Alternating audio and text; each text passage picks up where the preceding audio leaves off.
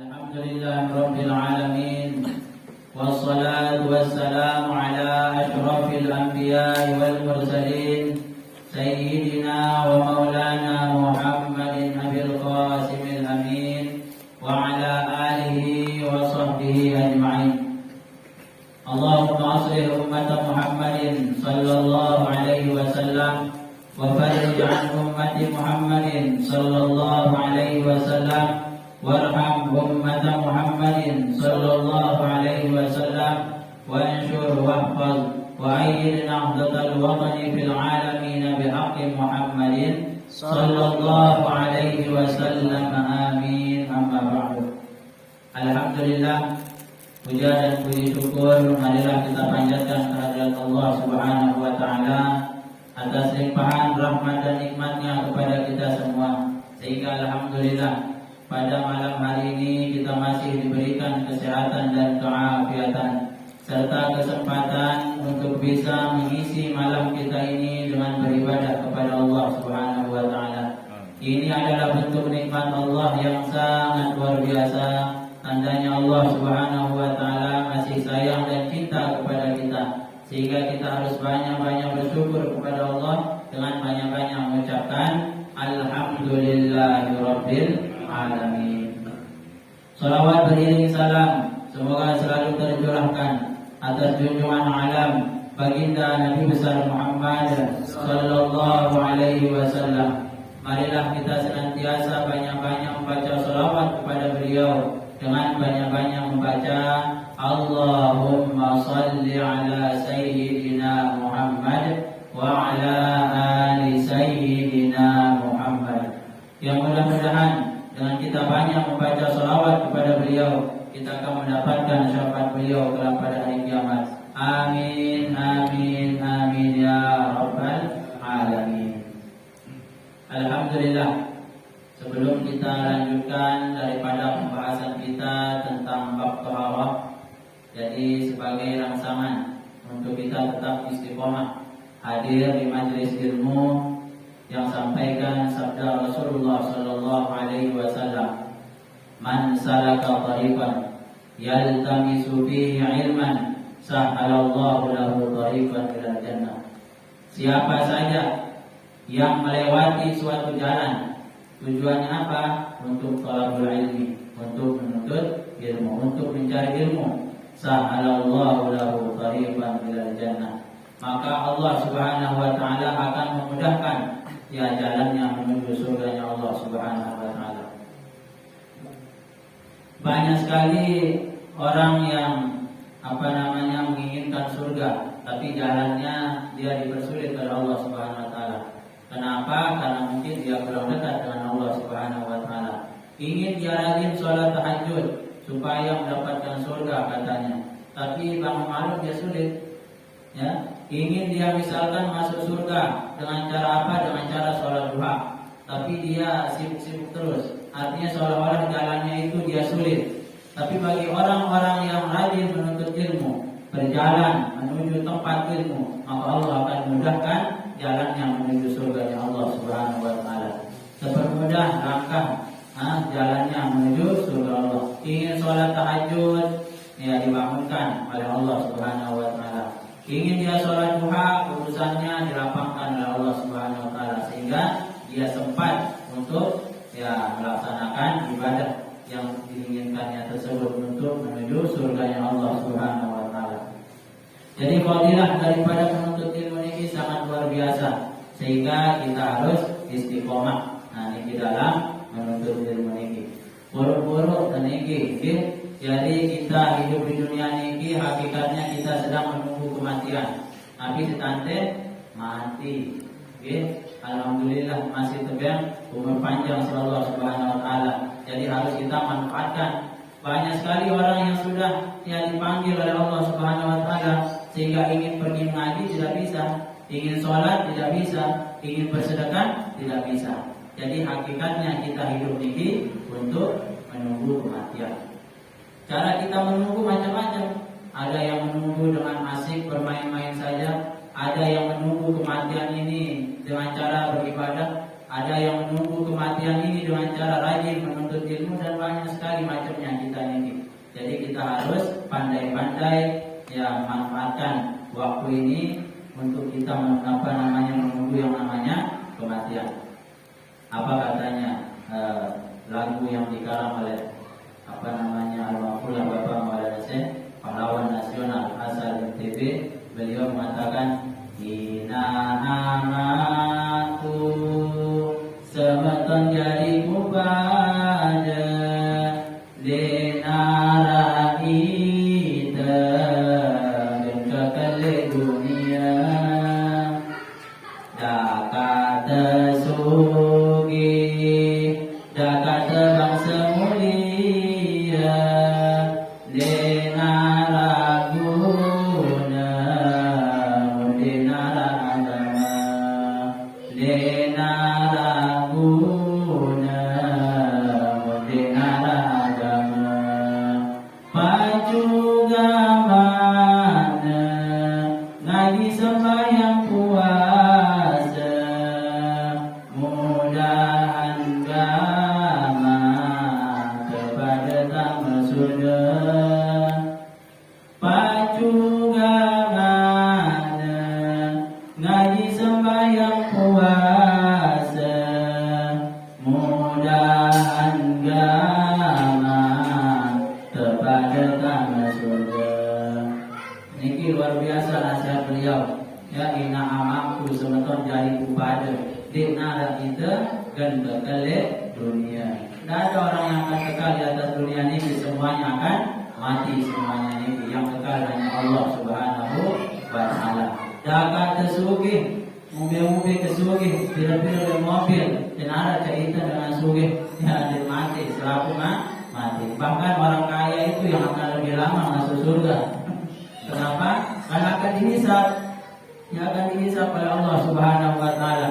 Bila mana mau semene, bila yang menang semene, semua akan ditanya oleh Allah Subhanahu wa taala. Sehingga apa? Sehingga kita harus manfaatkan. Kita punya mobil, tapi tidak bisa mobil itu masuk dalam kubur. Ya, berbeda berwasiat, tamat mati anak, tamat mobil kita mau. Wah, ini permintaan yang sia-sia. Anak saat dijual mobil, kado beli apa misal, ya untuk bangun rumah dan sebagainya. Itu gambaran bahwasanya dunia ini hanya sementara. Jadi mobil dan sebagainya tidak bisa masuk ke dalam kubur kita. Bagaimana caranya supaya mobil itu bisa masuk kubur? Ya kita manfaatkan mobil itu di jalan Allah Subhanahu wa taala. Punya mobil mungkin ya digunakan untuk kegiatan ibadah, kegiatan ya untuk bantu perjuangan agamanya Allah Subhanahu wa taala. Mungkin diwakafkan atau dihibahkan kemana mobilnya supaya bisa digunakan di masjid, di madrasah, di pondok pesantren. Itu caranya supaya apa? Supaya mobil yang ada di dunia ini bisa masuk ke dalam kubur. Nah, inilah sebagai motivasi kita untuk kita tetap yang menuntut ilmu. Sehingga luar biasa jenala ibadah paling tinggi di sisi Allah Subhanahu wa taala selain menuntut ilmu. Siapa yang sanggup sholat sunnah 1000 rakaat? Ada sanggup? Tidak ada. Ya, sholat tarawih dong luar biasa. Yang baru 23 rakaat saya sudah gempor kita. Lagi 1000 rakaat. Ya, ada yang sanggup bersedekah 1000 kuda di jalan Allah Subhanahu wa taala dinara. Jadi jalan teluk doang 1000 teluk dinara bersedekah 1000 teluk. Tapi cukup dengan kita hadir di majelis ilmu, itu semua kita diberikan oleh Allah Subhanahu wa taala. Hanya sekedar hadir di majelis ilmu. Ibadah yang lain itu kita bersusah payah mengerjakan. Coba puasa di tengah, di tengah lapar, gambar yang kita rasakan lapar dan haus. Kita sholat, kita bergerak, ada pegawai. Ruku, sujud, bangun, berdiri, rukuk, ada pegawaian. Baca Quran, kita membaca, ada pegawaian. Aku menuntut ilmu sekedar ketokol doang, tokol berdengar. Tidak tegak lain-lain, ya, cara baca apa-apa.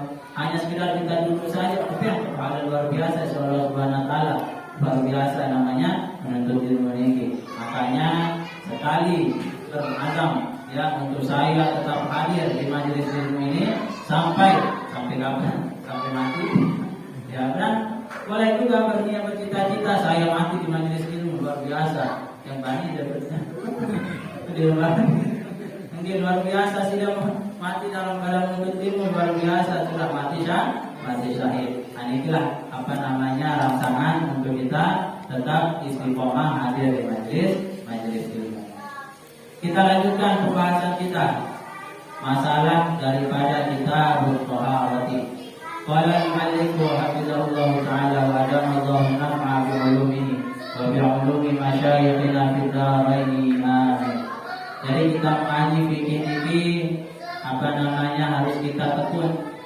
Ya, tidak bisa hanya sekali kita apa namanya pelajari, harus terus kita ulang-ulang. Kenapa? Karena banyak sekali permasalahan-permasalahan yang ada dalam fikih ini.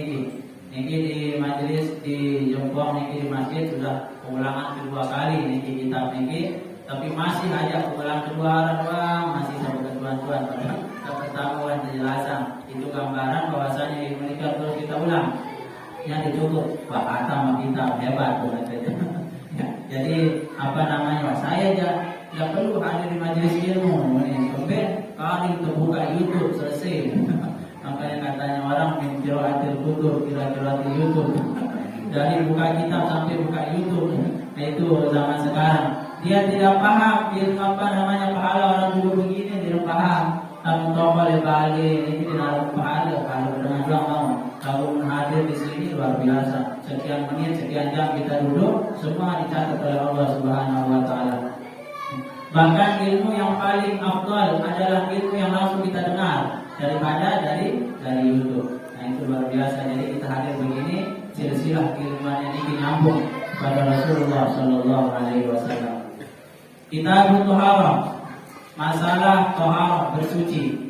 Ya kemarin sudah kita jelaskan apa pengertian daripada al-tohar secara bahasa maupun secara syariat. Secara syariat kemarin sudah kita sebutkan apa itu toharan, rafu hadatsin au izalatu najisin au ma fi ma'nahuma au ala suratihima. Rafu hadatsin, yang namanya toharoh itu adalah mengangkat hadas. Ya, hadas apa yang diangkat? Hadas besar maupun hadas kecil. Mana contohnya toharoh mengangkat hadas? Kal wudu'i wal ghusli, seperti kita berwudu dan kita mandi wajib. Berwudu untuk mengangkat hadas kecil, seperti kita kentut, sudah buang air kecil, buang air besar, kita berhadas, maka harus kita berwudu untuk melaksanakan sholat. Tidak sah sholat kita kalau kita tidak suci dari hadas kecil. Wal ghusli, begitu juga mandi. Mandi untuk apa? Untuk mengangkat hadas besar. Bukan hanya mandi berserok-serok biasa. Ya, kalau mandi wajib, kalau itu mandi doang, mandi beli parana naiki ya mandi si air keran beli sudah buka. Kalau mandi beli wah, berarti tak buka keran beli segetong binaiki si dia mandi beli kan. Enggak, jadi harus tahu ilmu berwudu dan ilmu mandi. Nanti semua akan kita pelajari pada babnya masing-masing. Kemudian izalatu najisin, menghilangkan najis. Jadi yang namanya toharoh juga selain mengangkat hadas, begitu juga menghilangkan najis. Contohnya bagaimana? Kal istinja bil ma, seperti kita beristinja dengan air. Dengan istinja, nanti ada setelah papai ada bab istinja. Istinja itu adalah kita membersihkan diri dari najis yang keluar dari kubur maupun dari dubur. Nah ini setelah buang air kecil namanya istinja. Setelah buang air besar kita istinja dengan air. Wa ghusli thawbi al-mutanajjis. Begitu juga yang namanya menghilangkan najis, kita membasuh pakaian dari kotoran. Kotoran yang mengenai pakaian sehingga pakaian tersebut bukan najis. Tidak bisa dibawa sholat, harus kita bersihkan dulu, siram dengan air. Kemudian ma fi makna raf'il hadas, yang namanya toharoh itu juga adalah yang semakna dengan mengangkat hadas. Yang mengangkat hadas tadi kan wudu dan mandi. Yang semakna dengan mengangkat hadas, contohnya pakai tayamumi, seperti tayamum. Ya, kemudian wa wudu'i sahibil darurah, dan wudunya orang yang ya sahibul darurah, yang punya darurat. Orang tersebut ini termasuk orang yang punya darurat. Contohnya orang yang darurat bagaimana? Kasalisil baul, orang yang terus menerus menetes kencingnya, penyakit biasa ini. Ada yang salisil baul, kalau sudah ngentut doang, selesai wudu ngentut terus. Di mana sembahyang ngentut, bagaimana ini sholatnya ini? Begitu juga orang salisil baul, punya penyakit, sedikit-sedikit kencingnya menetes. Sudah berwudu, menetes lagi kencingnya. Bahkan dalam sholat juga dia menetes kencingnya dikit. Nah, jadi nanti ada cara mengatasi orang yang sahibul darurat seperti ini. Begitu juga orang yang istihadah, wanita yang istihadah misalkan terus keluar.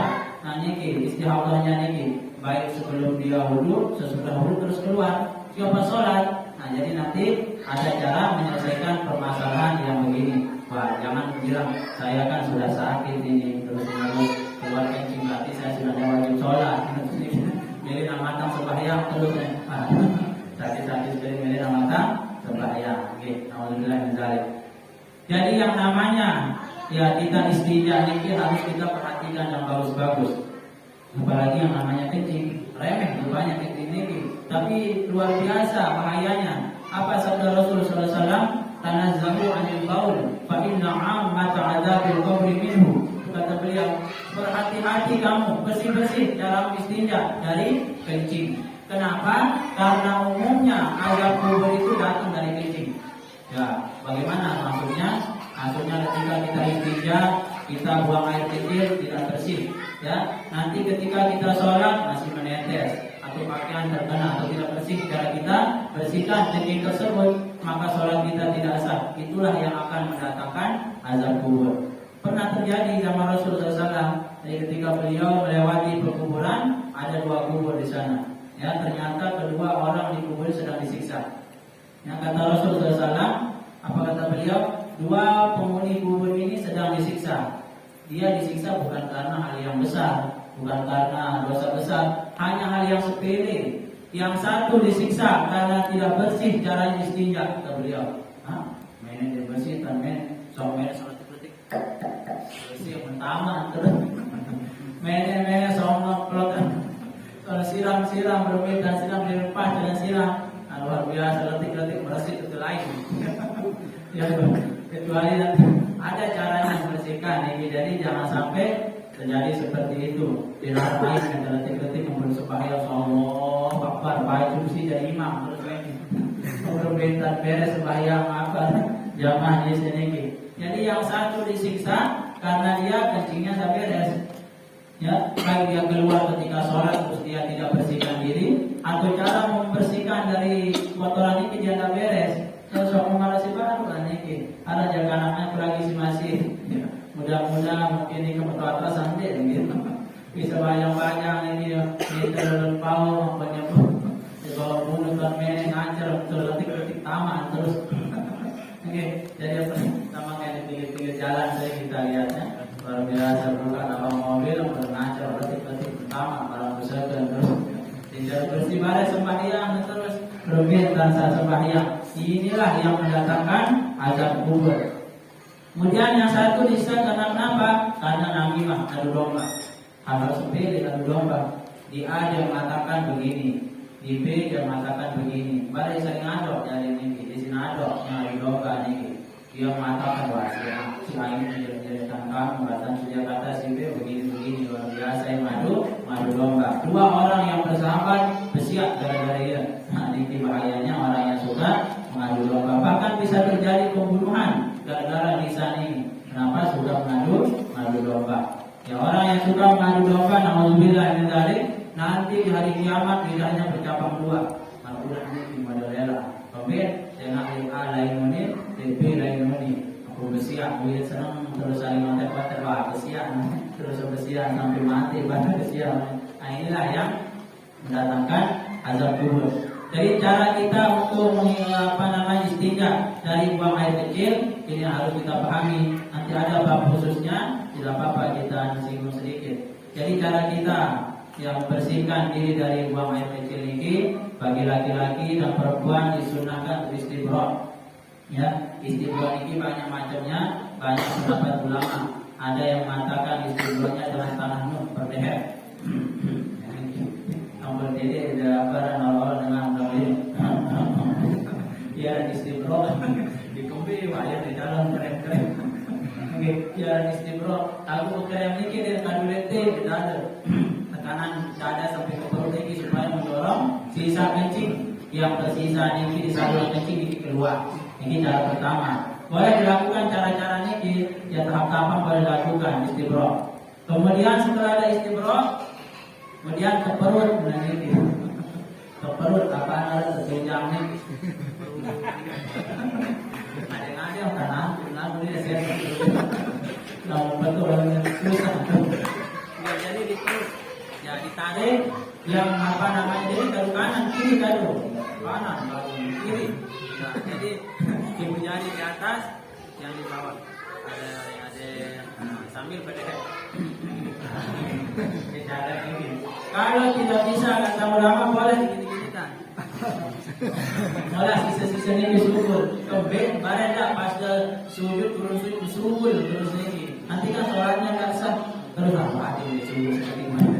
Ini yang bahaya. Kalau disubul seperti ini, apapun yang keluar dari kubur maupun dubur ini hukumnya najis. Kalau terkena dengan pakaian sholat tidak sah kita bawa sholat. Yang pertama hukumnya sudah batal, yang pakaiannya menjadi mutanajis, harus diganti, tidak boleh dibawa dalam sholat. Ini caranya istibro bagi laki-laki. Bagi perempuan bagaimana cara? Bagaimana caranya tekan bagian atas, ada aja di balik. Ya, tidak pahamnya aja ini tanah aja dalam ini. Bagian atas tempat tubuhnya lutut bergoyang. Ini yang mudah bagi perempuan. Nah, ini caranya. Jadi sunnah ini sunnah. Bagi orang yang terbiasa mungkin ketika sholat nanti terasa ingin keluar. Kalau hanya rasa-rasa saya tidak masalah. Tapi ini memang dia keluar. Sudah keluar zahirnya ini. Kalau bagi laki-laki sudah nampak di ujung tanduk, masih di perjalanan belum keluar tidak masalah. Tapi yang masalah kalau dia sudah keluar menetes. Nah ini yang menjadi masalahnya. Kalau masih jauh tidak masalah ini. Kemudian cara kita membasuh, ya, apalagi yang pakai celana, ya, susah buka sabun macam susah. Kali sebulan semua misal. Berbicara besok menan. Caranya adalah kita menyiram, bukan dilap. Kalau dilap ini nanti akan menyebar, jadi yang najisnya ini. Bagaimana caranya kalau tidak bisa kita keluarkan, kita buka celana, maka keluarkan pusakanya begini. Ambil air pakai centur atau pakai tangan, siram menetan. Ini bola-bola. Jadi siram. Supaya najisnya ini hilang. Itu cara menyiram bukan. Apalagi sampai begini ambil air pakai kiri atau dari kanan, ya di kanan. Jadi caranya jepit, siram tangan, ini jepit. Ini ke atas jepit, siram. Nah itu caranya. Cara kita istinja dari buang air kecil. Jadi jangan sampai apalagi pakai kiri setelahnya manis terus. Ini kan nanti airnya yang bermasalah jadi air yang mutanajis, ya. Kalau ada najis mendatangi air kan najis kotor kan. Air. Jadi kalau ini datang ke sini nanti ini jadi mutanajis airnya. Jadi air yang harus mendatangi najis. Nanti akan dibahas cara kita menyuci pakaian juga akan ada cara khususnya bagaimana cara kita menyucikan pakaian terkena oleh najis. Cara duduknya pun ada. Cara duduk orang disunahkan istinja baik buang air kecil maupun buang air besar. Ada pesilat dan mene. Dan mene ada nanti disunahkan. Caranya adalah kita bertumpu dengan kaki kiri, kaki kanan diberdirikan. Paham? Kaki kiri tempat kita bertumpu, kaki kanan diberdirikan. Jadi contoh apa?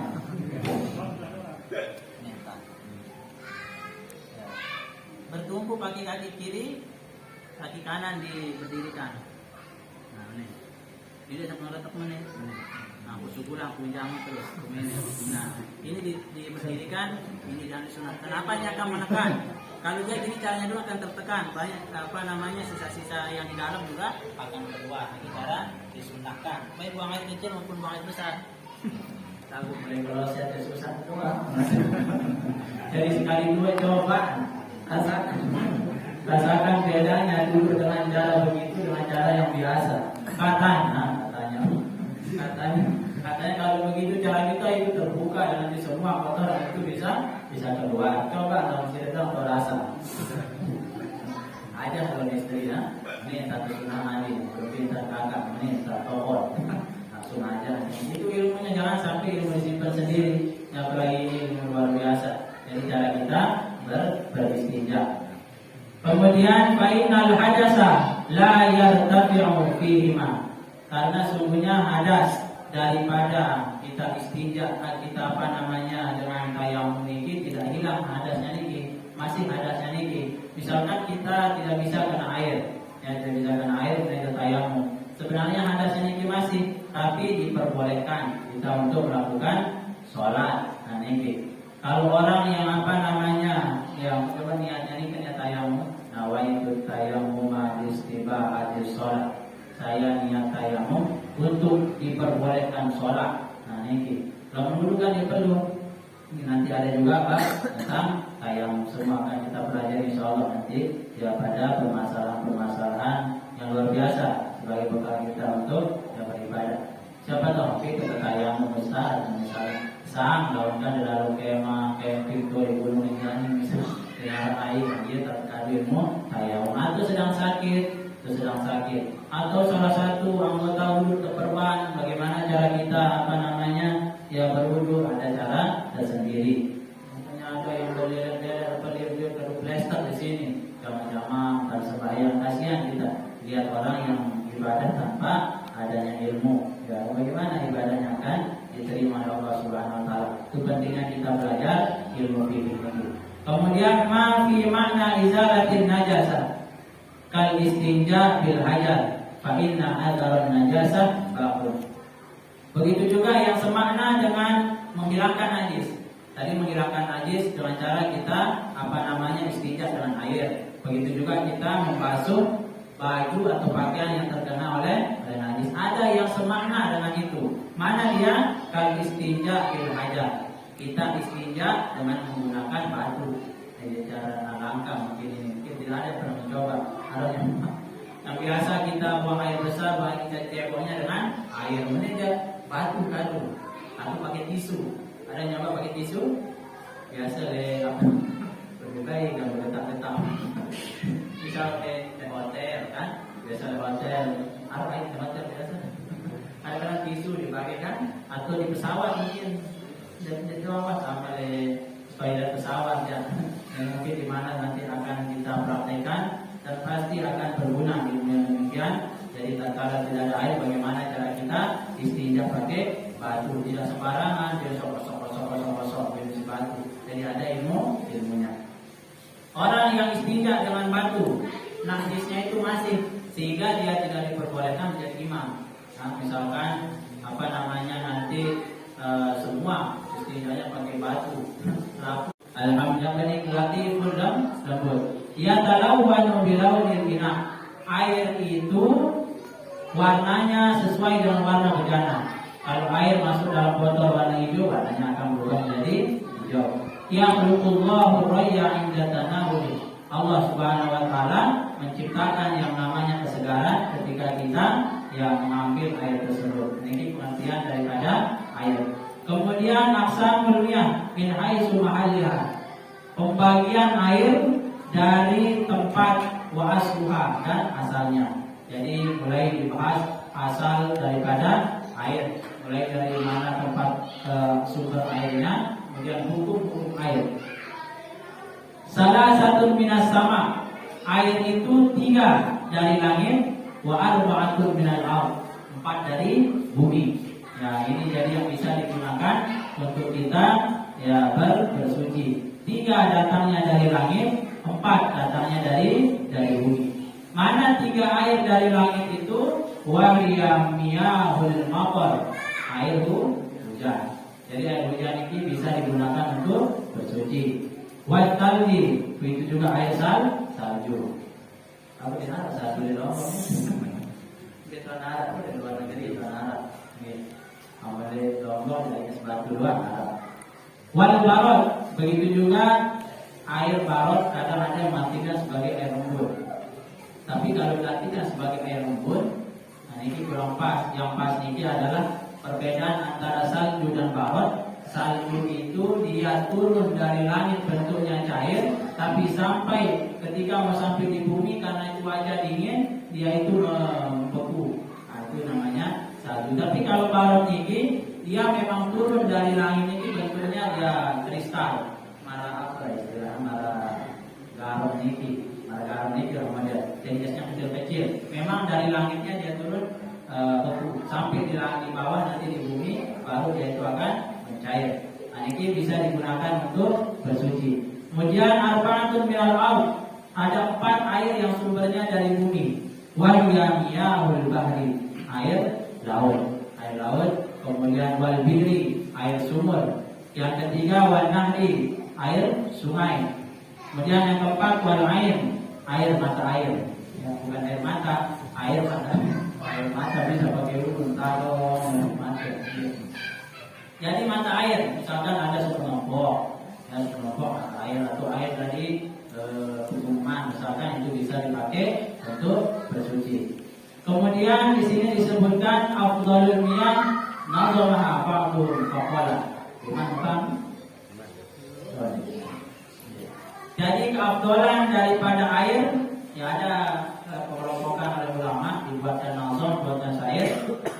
Jadi ada air yang afdal diurutkan dari segi afdalannya. Apa kata beliau? Wa afdalul miyahi ma'un qad naba baina asabi'in nabiyil muttaba yalihi ma'u zamzamin fal kautsari fani misratun mabaqil anhuri. Kata beliau, wa afdalul miyah ma'un qad naba baina asabi'in nabiyil muttaba.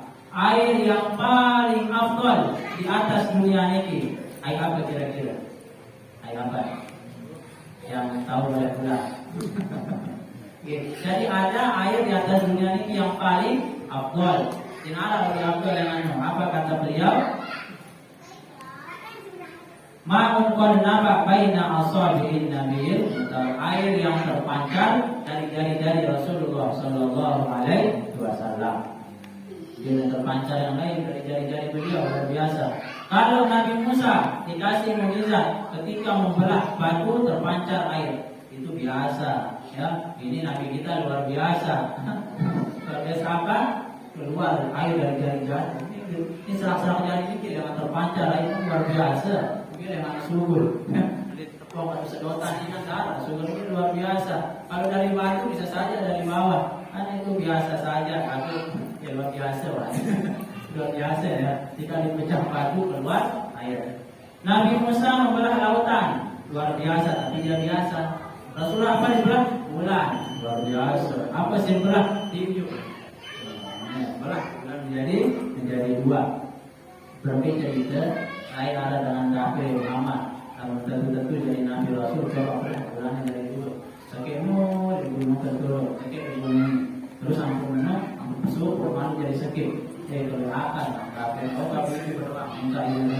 Kalau bilang isyarat rugi beliau, maka bulannya terbelah menjadi 2. Satu di atas gunung ini, satu luar biasa seher Muhammad terus.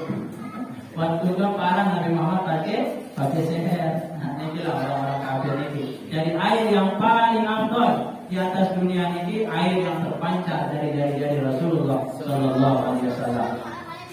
Yali ma'u zamzamin. Kemudian yang kedua adalah air Zam-Zam. Air Zam-Zam adalah air yang sumber mata airnya ini dari surga, ya surga. Ini Zam-Zam ini luar biasa. Fal kautsari. Kemudian yang ketiga air telaga Kautsar. Ini air yang afdal. Fani di Misra. Kemudian telaga Nil, pokok Nil. Nah itu afdal yang selanjutnya. Sungai Nil. Makin sungai Nil ini sudah mulai kering. Salah satu tanda akan cepat dari kiamat, sungai ini kering. Lain pokoknya ini wadah berair, di luar suku lain, di dalam air air. Nah, niki zamannya Sayyidina Umar. Caranya supaya dia berair sungai ini niki pakai tumpal lain. Jadi ada yang ditumbalkan pakai ritual-ritual sehingga airnya niki mengalir. Akhirnya sampai lah cerita ini kepada Khalifah Umar bin Khattab. Apa kata beliau? Terus tulis surat. Dia tulis surat Sayyidina Umar kepada siapa? Pukul dan tulis surat. Dia main-main nih. Dia dengan manusia ini jadi sungai ini dan kirim surat saya baca. Kan benar kan? Jadi tulis surat. Ya, min apa katanya tulisannya itu dari Umar bin Khattab kata Allah Subhanahu wa taala. Tapi kalau memang kamu ini bukan dari Allah, maka dia tidak lain. Dia tulis surat bahasa Arab sasam ya. Akhirnya dilipat gulung-gulung surat keputusan. Lemparkan surat saya ke hukum ini. Maka surat saya masih dari baca ya. Setelah itu langsung. Jadi insyaallah besok kita lanjutkan, mudah-mudahan selalu dalam keadaan sehat walafiat, selalu dalam lindungan Allah Subhanahu wa taala. Amin amin amin ya rabbal alamin. Tutup majelis kita dengan sama-sama baca doa kafaratul majlis. Subhanallahumma bihamdika asyhadu an la ilaha illa anta astaghfiruka wa atubu ilaik. Subhanallahumma bihamdika asyhadu an la ilaha illa anta astaghfiruka wa atubu ilaik. Subhanallahumma bihamdika asyhadu an la ilaha illa anta astaghfiruka wa atubu ilaik. Demikian dapat saya sampaikan dan tidak kurangnya mohon maaf. Wallahu muwaffiq wal hadi ila sabilir rasyad. Wassalamualaikum warahmatullahi